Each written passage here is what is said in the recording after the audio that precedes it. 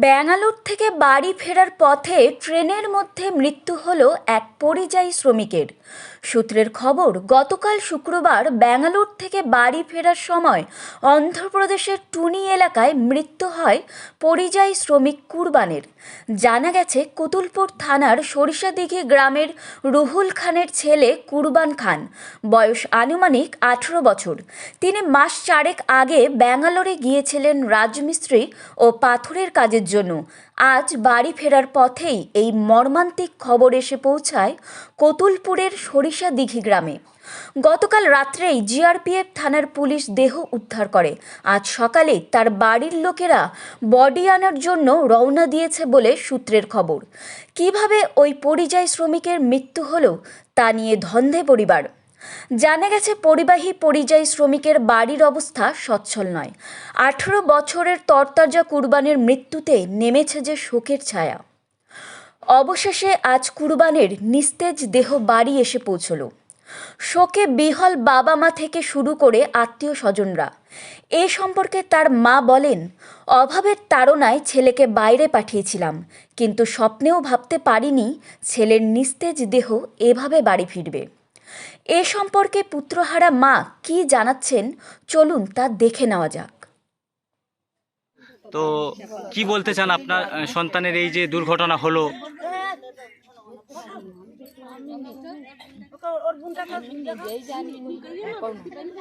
আপনি ঘটনাটা শুনেছেন কখন? সকালে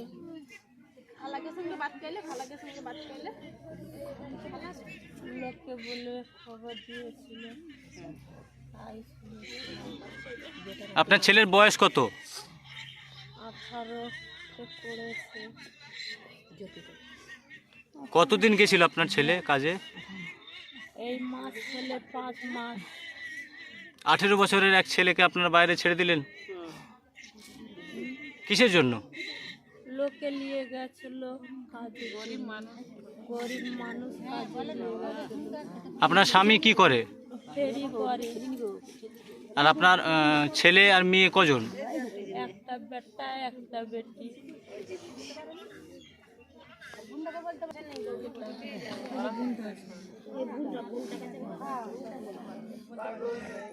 জেনে নেব। ওনার সন্তান বাড়ি ফিরে এসেছে। তো বাবু, আপনি কি বলবেন বলুন? আপনার সন্তান বাইরে থেকে মৃতদেহ আজ বাড়িতে আসলো, কি বলবেন? আমি আর কি বলবো, বলার কিছু না। আপনার ছেলে কতদিন গেছিল? 4-5 মাস। 5 মাস গেছিল। তো ঘটনাটা শুনলেন কবে?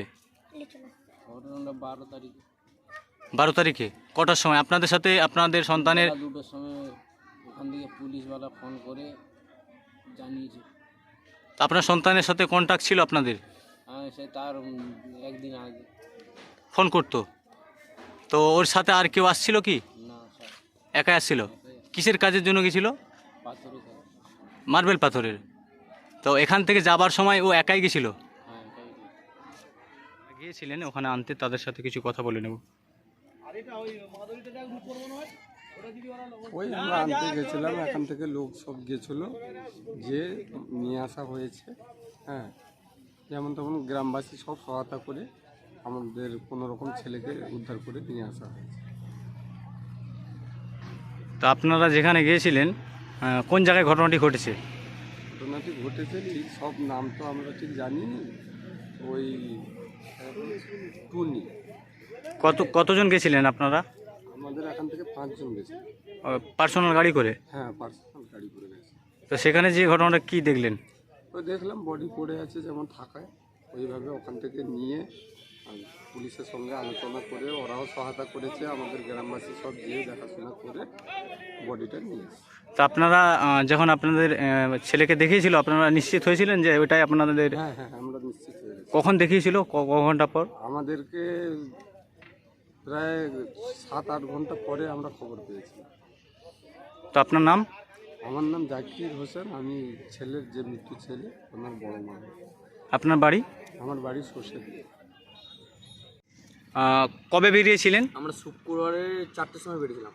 আর আপনাদের যেই ছেলেটা অ্যাক্সিডেন্ট হয়েছে কোথায় ছিল সেখানে? ও হসপিটালে ছিল।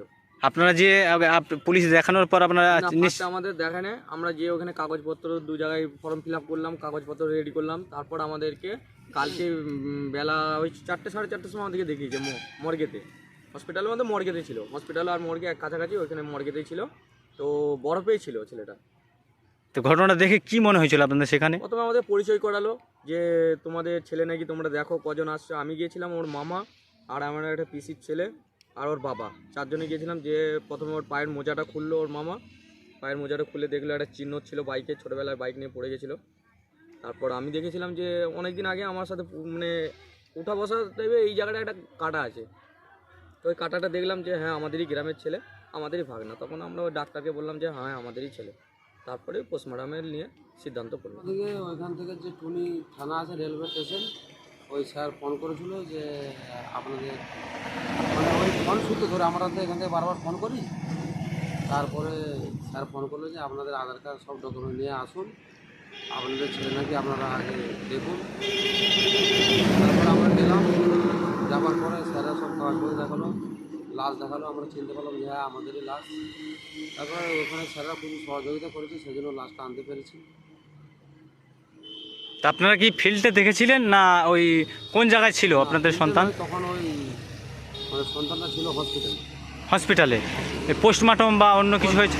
পোস্টমর্টম হয়েছে, পোস্টমর্টম করার পরে স্যারেরা আমাদের হাতে কাগজপত্র দেয়, তারপর চলে আসছে। তো আপনাদের যেতে কতদিন লেগেছিল? যেতে আপনার লেগেছিল 18 ঘন্টা। তা আসলেন কিভাবে? ওইখান থেকে অ্যাম্বুলেন্স ভাড়া করে এসেছি, লাশ থেকে নিয়ে আসার জন্য অ্যাম্বুলেন্সে করে আনতে হয়েছে।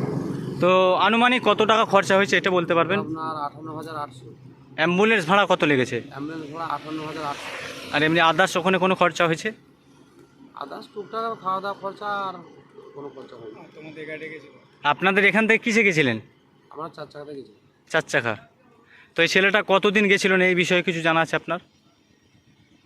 ওইটা আনুমানিক 4 থেকে 5 মাস গেছে। তা আপনার নাম? আমার নাম শেখ কাসেম।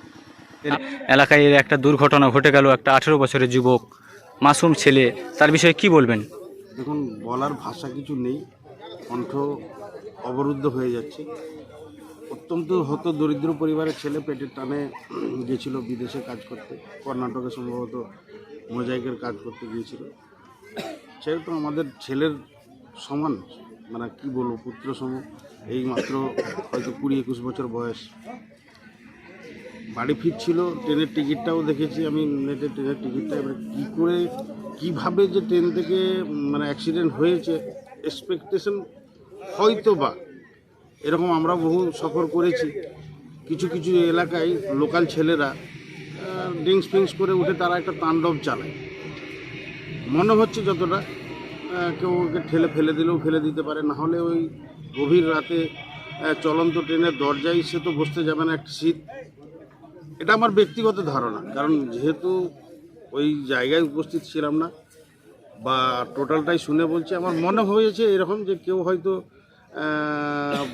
নেশার বসে হোক বা এ করে হোক তাকে হয়তো ঠেলে ফেলে দিয়েছে ট্রেন থেকে। নাহলে এইভাবে এই ক্ষত দেখেও তো সেরকম মনে হচ্ছে, কারণ খুব জোর ক্ষত, মানে একদম এক্সপ্রেস ট্রেন, মানে বুঝতে পারছেন 100-100-র উপরে হয়তো রানিংয়ের গাড়ি থেকে পড়ে যেভাবে ক্ষতটা হয়েছে দেখে মনে হচ্ছে এরকম কিছু একটা হতে পারে। তো ঘটনাটা জানলেন কি করে? আপনাদেরকে এখানে খবরটা আসলো কিভাবে?